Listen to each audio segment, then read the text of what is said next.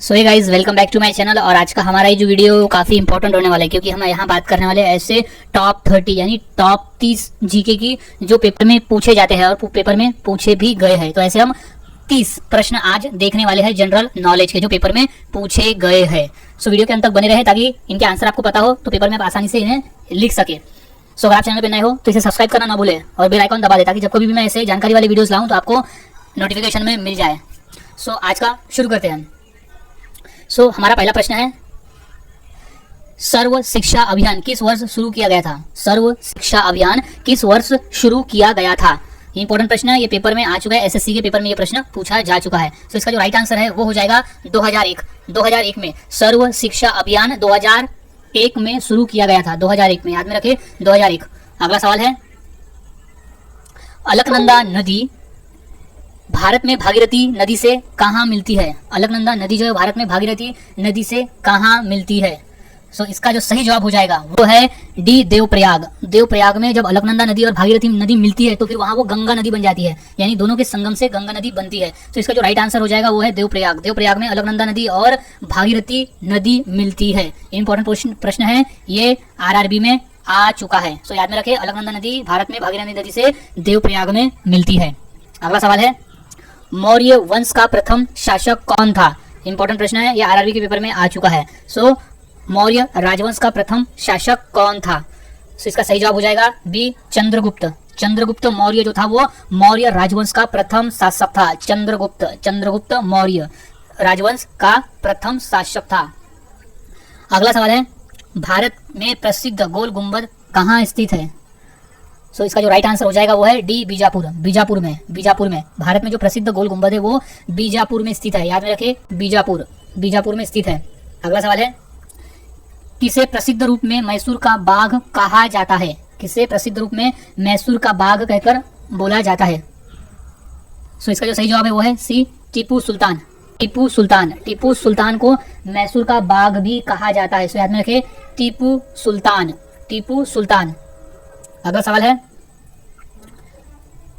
X ray की खोज निम्नलिखित में से किसके द्वारा की गई? एक्सरे की खोज किसने की थी? कौन सा वैज्ञानिक था जिसने एक्सरे की खोज की थी? तो इसका जो सही जवाब है वो है WGC रोटेंजन ने एक्सरे की खोज की थी। याद रखे, इंपॉर्टेंट है, ये आरआरबी के पेपर में आ चुका है। सो रोटेंजन ने एक्सरे की खोज की थी। अगला सवाल है, देश का लौह पुरुष किसे कहा जाता है? यानी हमारे भारत देश में लौह पुरुष कहकर हम किसे पुकारते हैं? किसे हम लौह पुरुष कहते हैं? सो गाइस, काफी इंपॉर्टेंट प्रश्न है, ये एसएससी और रेलवे दोनों में पूछा जा चुका है। इसका जो राइट आंसर हो जाएगा वो है ऑप्शन ए, सरदार पटेल, यानी सरदार वल्लभ भाई पटेल। सरदार वल्लभ भाई पटेल को हम लौह पुरुष नाम से जानते हैं। लौह पुरुष यानी आयरन मैन। सो सरदार वल्लभ भाई पटेल आंसर होगा लौह पुरुष। अगला सवाल है, किस राज्य की सीमा चीन से जुड़ी हुई है? इंपॉर्टेंट प्रश्न है, ये प्रश्न आया था रेलवे में। सो किस राज्य की सीमा चीन से जुड़ी हुई है?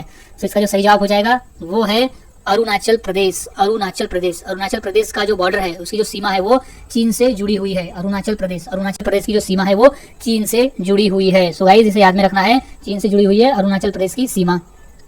अगला सवाल है, कितने वर्ष के पश्चात राष्ट्रीय जनगणना होती है? काफी इंपॉर्टेंट प्रश्न है, ये रेलवे और पीडब्ल्यूडी एग्जाम में पूछा जा चुका है कि कितने वर्ष के पश्चात राष्ट्रीय जनगणना होती है।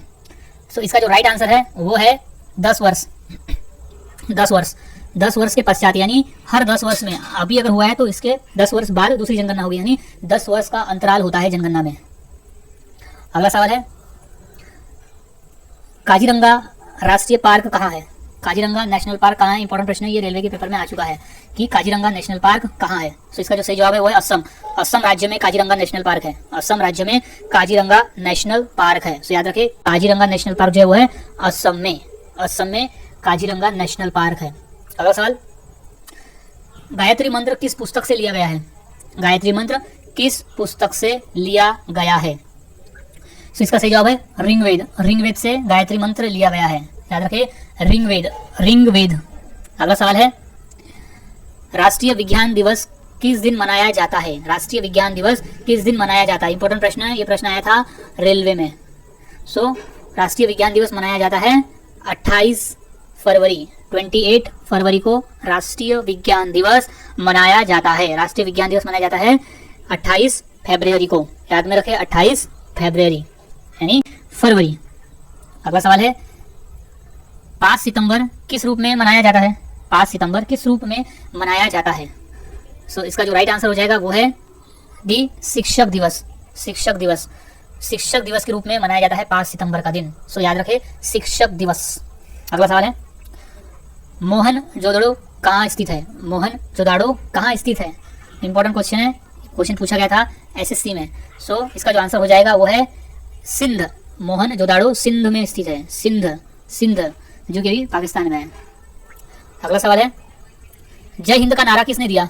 जय हिंद का नारा किसने दिया? इंपॉर्टेंट प्रश्न है, ये रेलवे में आया था कि जय हिंद का नारा किसने दिया। सो इसका जो राइट आंसर हो जाएगा वो है ए सुभाष चंद्र बोस। सुभाष चंद्र बोस ने जय हिंद का नारा दिया था।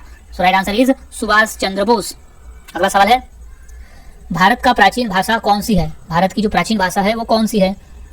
सो इंपॉर्टेंट है, ये आंसर हो जाएगा ये संस्कृत।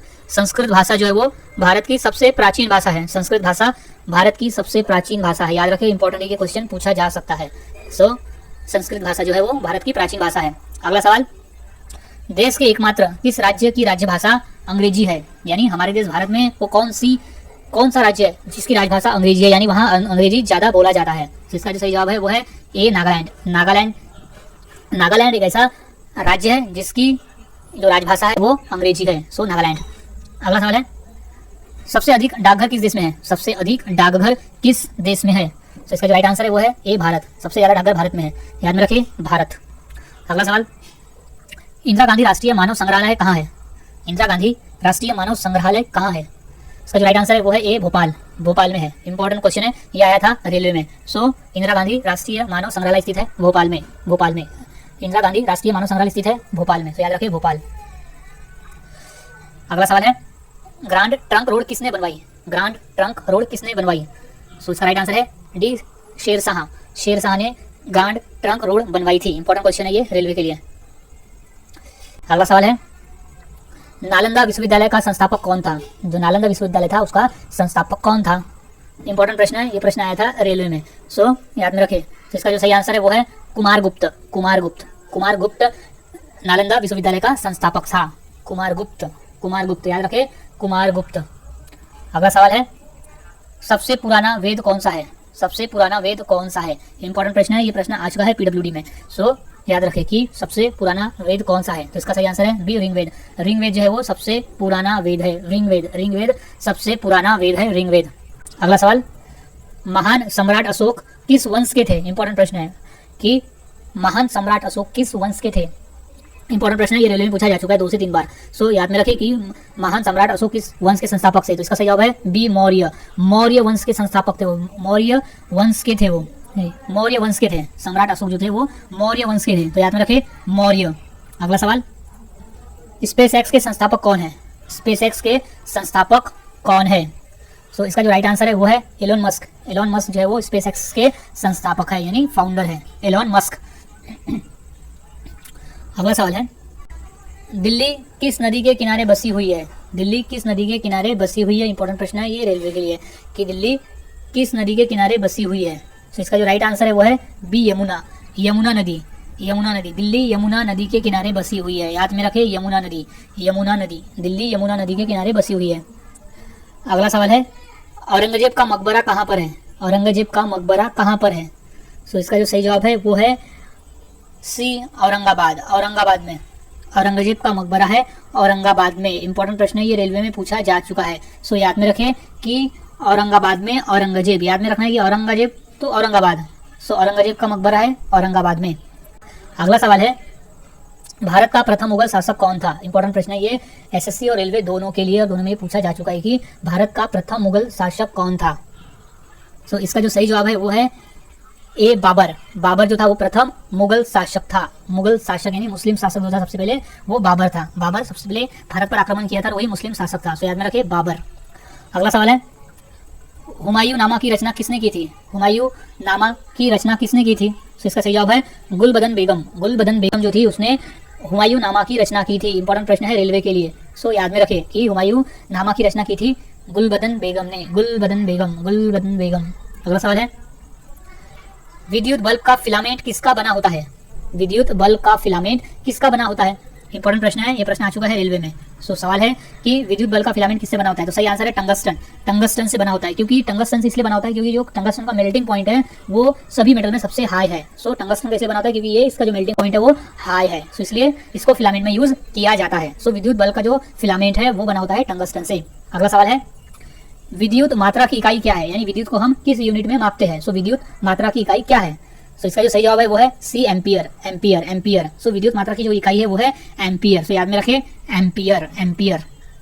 ये पूछा जा चुका है एसएससी के पेपर में। So what is the unit of electricity? तो एम्पियर में हम उसे मापते हैं।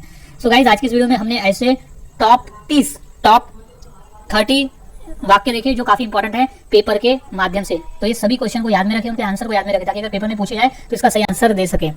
सो गाइस अगर आप नए हो चैनल में तो इसे सब्सक्राइब करना ना भूलें, ताकि मैं ऐसे वीडियोस लाता रहूं और ऐसे ही आपके पेपर की तैयारी करवाता रहूं। सो मिलता हूं ऐसे और नए जीके के साथ अगले वीडियो में। तब तक के लिए मेरे साथ बने रहे, मेरे वीडियोस को देखते रहे।